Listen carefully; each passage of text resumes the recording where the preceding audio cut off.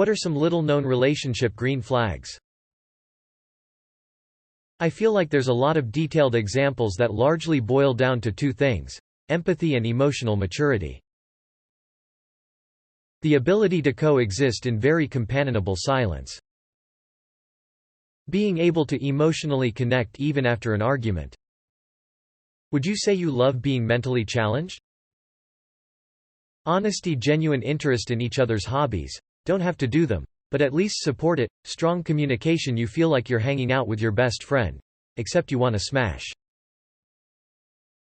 You don't feel like they are playing games. Communication is direct and you don't feel too nervous about what you should or shouldn't do or say, and you're not worried about what they do or don't do or say. Some butterflies is normal, of course. Edit. To clarify, my point here is it's possible to meet someone who, right from the beginning, you're not overly concerned about your interactions. You don't have to think too much about what to text them or when, same with calls. They don't leave you wondering about when they will respond to you and what delaying means. They don't say or do cryptic things that you have to go home and call in a panel of friends to analyze. This is not to say that, in the beginning, you shouldn't take care to be on your better behavior and not to overshare. This is not game playing, it's being considerate. Cheesy but true. Communication in a relationship is like cell phone service. Lose it, and you start playing games. Or searching for a better provider. No matter how angry you are at one another, you will still go out of your way or they go out of their way to help. I'll be wicked pissed, but I'll angrily make my wife her favorite dinner even though I don't want to eat. No matter how angry we are at one another, usually only last a short period of time, we will never sabotage or try to teach them a lesson. Many times, it ends up being both apologizing to one another. Arguing and getting angry is just part of a relationship and unavoidable. It is how you deal with it that sets it apart from a healthy relationship versus a bad one. Edit. Thanks for the reward thingies. There is never any harm telling someone you love them. I drink a lot of water and sometimes my BF would stay until late and I would fall asleep. Before leaving he always made sure I had a glass full of water on my nightstand in case I woke up thirsty. It's always the small details. Edit. I drink a healthy amount of water, thank you for your concern lol. I don't know how to tell you this, but I think you're dating a server. When your so takes criticism from you seriously without immediately trying to turn it back on you. If the converse is also true, you two stand a great chance of going the distance. Listening to you and remembering the things you've said. Back when me and my boyfriend started dating, he'd sometimes bring up things that I've said before. My favorite foods, candies, etc. Made me super happy and could tell he genuinely cared. Active listening. Not just being there while you talk, acutely giving opinions, advice if asked for, and generally caring for the conversion. Bonus. Active listening during an argument. Not trying to win, but trying to resolve the problem. Edit. Grammar. Non-sexual compliments. You taste good. You smell different when you're awake. Being able to have healthy conflict without fear that conflict will cause the end of the relationship.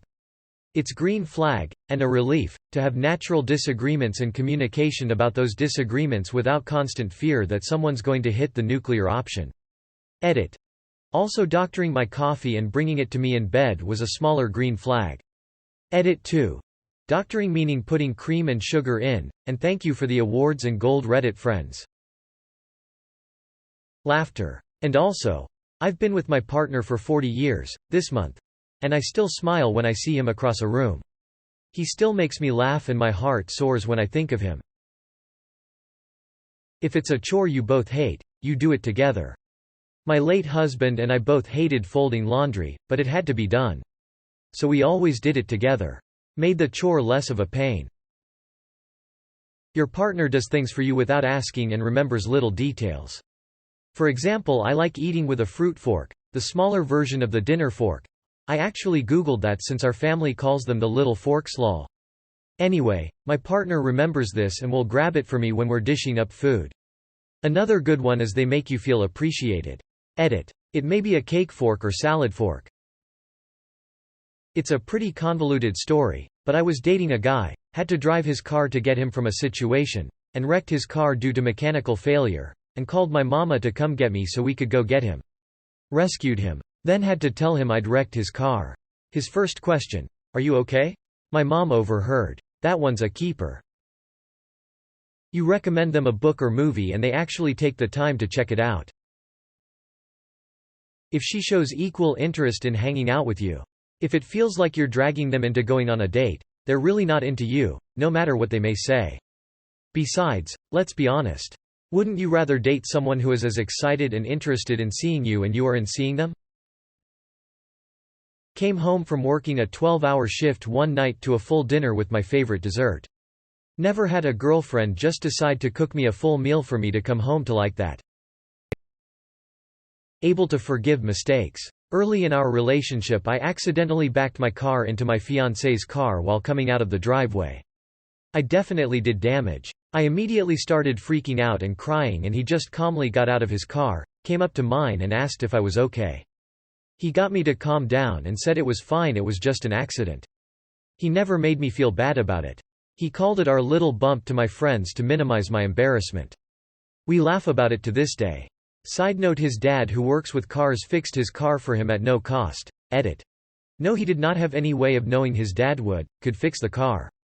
His father is not a mechanic, his father knows a mechanic. His father didn't bring up fixing the car until several months later. When you never have to question their whereabouts and you get that safe feeling. You want your partner to be happy and not the other way around. Oftentimes people want to be in a relationship to solely make themselves happy. Edit. My point is different from making your partner happy and completely forgetting your own happiness. Genuine support in your life goals. Even if that means you two will have to go long distance for a while or will have to have conflicting work schedule or it will make your relationship harder in some way. If they love you and want you to be happy, they will be genuinely interested in what you want to do and will try to support you to do that in whatever way they can. They won't hold you back in any way. This is something me and my so have been facing something similar to this recently. He's just graduated and is looking for a job.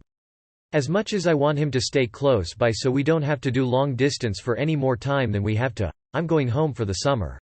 But if he gets a job the other side of the country I won't stop him and as long as I'm around I'll help him pack up.